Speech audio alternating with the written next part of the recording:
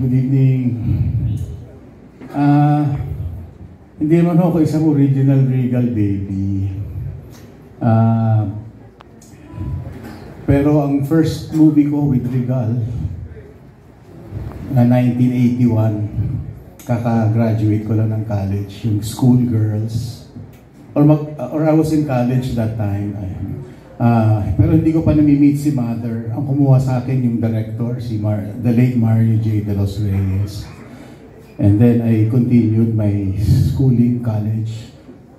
Hanggang sa na-inlove ako sa movies.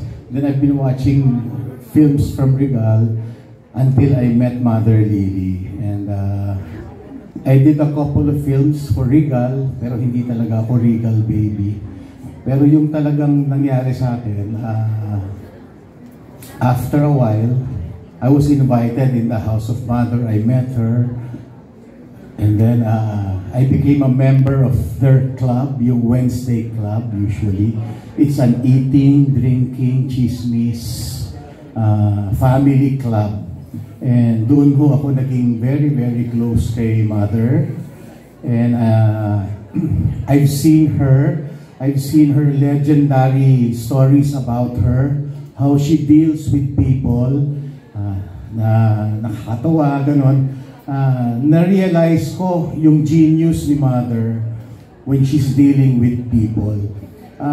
Being a film producer and producing 5 to 8 films during that time, a week, and talking to the most brilliant minds in the country, brilliant directors, brilliant writers, nakakabaliw ho yun. And talking to line producers, actors, different iba-ibang personalities. So si Mother, parang I think na-master niya yung pakikipag-deal with different types of people.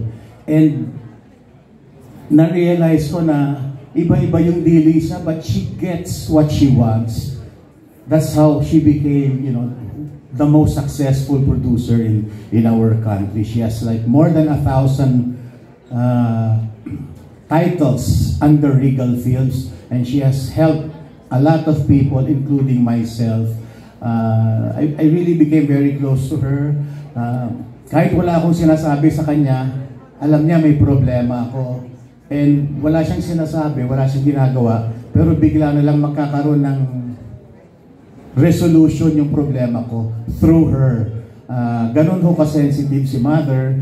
And then, she's also funny because she always calls me her DI, because there was a time when she wanted to dance, and I'm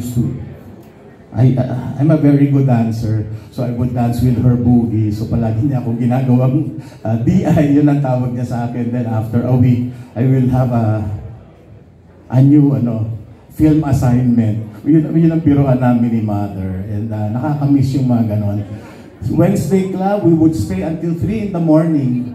At 1 a.m., Mother would start working out habang nagkikwentuhan kami about new films, about chismis, about other things. At 1 a.m., tapos abutin kami ng 3, kwento-kwento lang. And then we would eat again. And ang sarap-sarap ng pakiramdam na nung time. So yun ang mga nakakamiss talaga. And tonight, huwag daw kayo magrereklamo. I'm not really a singer. But favorite singer ako ni Mother. Kaya wala ho kayong karapatan magreklamo ngayon. A lot of my friends are telling me, don't give the mic to Ricky. Kasi graduate siya ng AIM. Ayaw ipasa ang mic. But